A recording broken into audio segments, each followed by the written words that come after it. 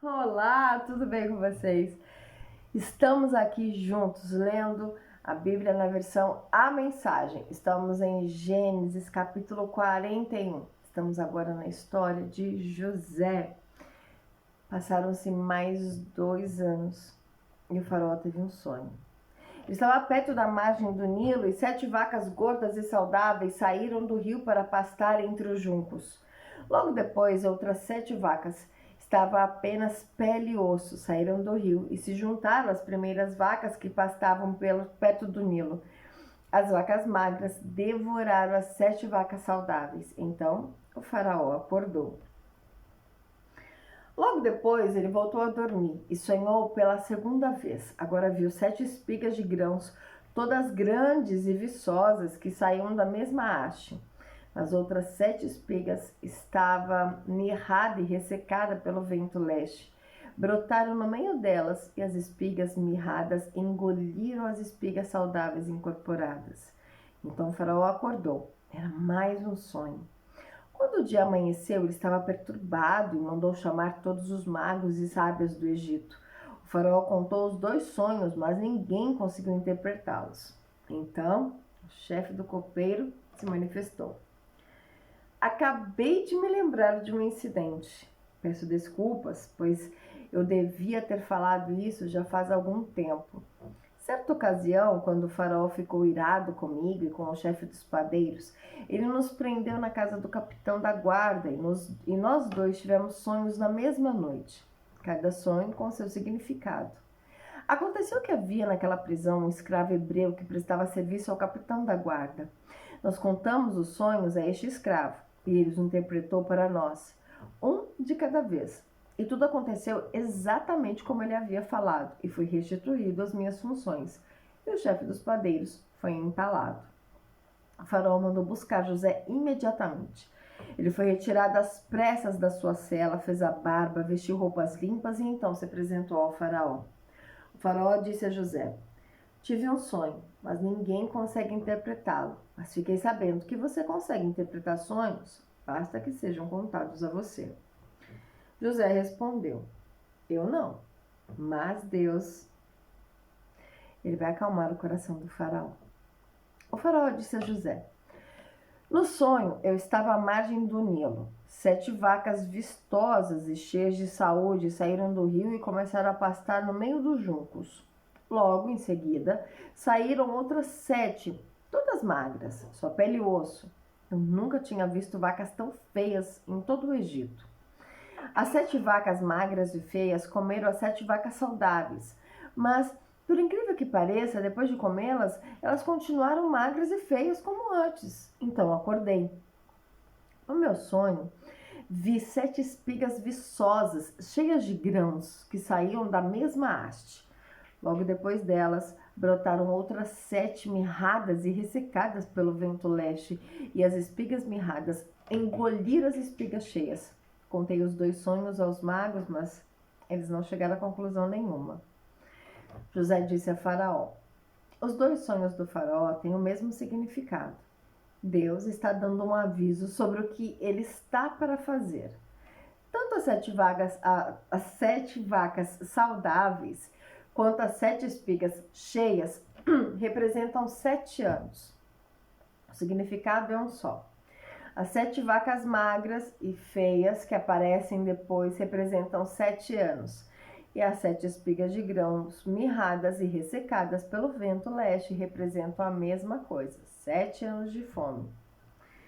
O significado é o que eu já disse. Deus está dizendo ao faraó o que ele está para fazer. Então, para chegar 7 anos de fartura em todo o Egito.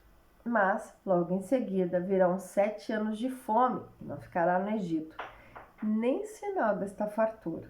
O país será arrasado pela fome e não restará nada da fartura anterior. A fome será devastadora. O faraó teve o mesmo sonho 2 vezes para ressaltar que Deus não vai demorar a agir. Por isso o faraó precisa escolher a um homem experiente e sábio para administrar o país e também designar outros encarregados por todo o Egito para que organizem tudo durante os anos de fartura. Eles deverão reunir todo o alimento produzido nos anos bons que estão por vir, e sob a autoridade do faraó, estocar os grãos em cidades e armazéns. E estes grãos serão preservados para os 7 anos de fome que estão por vir sobre o Egito. É a única forma de o país não ser arrasado pela fome. O faraó e seus oficiais acharam a ideia excelente. Dirigindo-se aos seus oficiais, o faraó perguntou: por acaso não é ele o homem de que precisamos? Encontraremos outra pessoa igual a ele em quem esteja o Espírito de Deus? Em seguida, dirigindo-se a José, declarou: você é a pessoa de quem estamos precisando. Parece que Deus entregou a você o plano detalhado e ninguém tem a experiência e a sabedoria que você demonstra. De hoje em diante, você será responsável pelos meus negócios. Todo o meu povo seguirá suas ordens. Apenas eu, na condição de rei, estarei acima de você. E foi assim que José recebeu esta incumbência. Estou pondo sob seus cuidados toda a terra do Egito. Em seguida, o faraó tirou seu anel de autoridade e o pôs no dedo de José. Também ordenou que ele fosse vestido com roupas do melhor linho e pôs em seu pescoço um colar de ouro. A segunda carruagem na hierarquia de comando ficou à sua disposição. E quando ele passava, o povo gritava: viva, viva! Desse modo, toda a terra do Egito foi posta sob o comando de José. O faraó disse ainda a José: sou o faraó, mas no Egito nada acontecerá sem seu selo de aprovação. Ele deu a José nome egípcio Zafenat-Paneia, Deus fala e ele vive. Deu a ele também uma esposa egípcia, Asenate, filha de Potífera, sacerdote de On, Heliópolis. Assim José assumiu seu cargo na terra do Egito. Ele estava com 30 anos de idade quando começou a trabalhar para o faraó, rei do Egito. Logo que saiu da presença do rei, ele começou a desempenhar sua tarefa no Egito. Nos 7 anos da fartura que se seguiram, a terra produziu safras excepcionais. José juntou o alimento dos 7 anos bons no Egito e o armazenou em diversas cidades. Em cada cidade, ele estocava o excedente das plantações da região e reunia uma quantidade de grãos tão grande que ele acabou desistindo de contar. Eles competiam em quantidade com a areia da praia. José teve 2 filhos que nasceram antes dos anos de fome. Asenate, filha de Potífera, sacerdote de On, era a mãe. José deu o primeiro nome de Manassés, esquecer, dizendo: Deus me fez esquecer todo o meu sofrimento e a casa dos meus pais. Ao segundo filho, deu o nome de Efraim, prosperidade em dobro, dizendo... Perdão, me perdi aqui, gente. Deus me fez prosperar na terra da minha tristeza. Os 7 anos bons no Egito chegaram ao fim e começaram 7 anos de fome, exatamente como José havia predito. Na verdade, a fome atingiu todos os países, mas o Egito era o único em que havia alimento. A fome era sentida em toda a terra do Egito e o povo, em desespero, veio pedir comida ao faraó. A resposta dele aos egípcios era: procurem José e façam o que ele disser. No momento em que a fome se agravou em todo o país, José abriu celeiros e começou a vender os mantimentos aos egípcios. A fome era severa, não demorou, até que o mundo inteiro viesse comprar mantimentos com José. A fome era grande em todo lugar. Amém? Que história, né, gente? Que desenvolver da história de José. Deus, ele é perfeito. E sabe o que nós entendemos aqui também? A humildade de Faraó.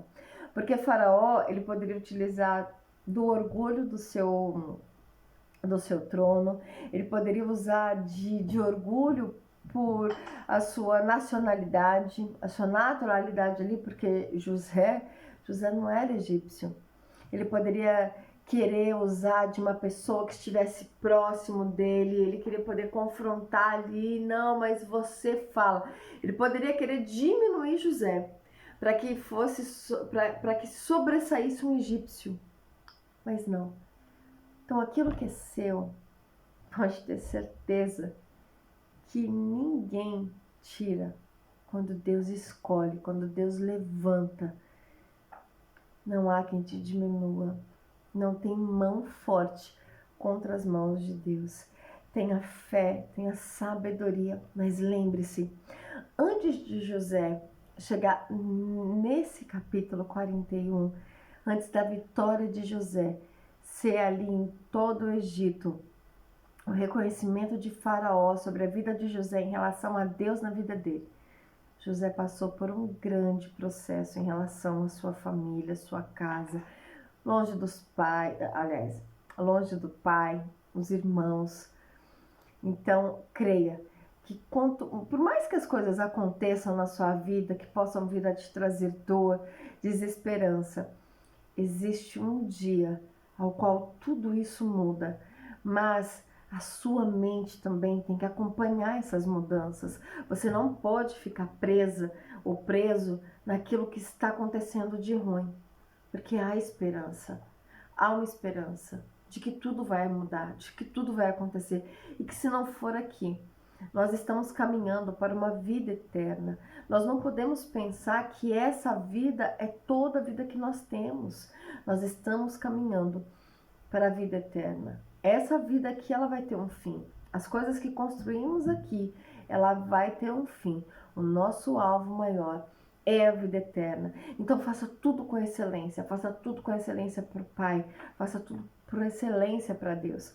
Que na hora certa, no momento certo, vai chegar para você a honra, a dupla honra, amém?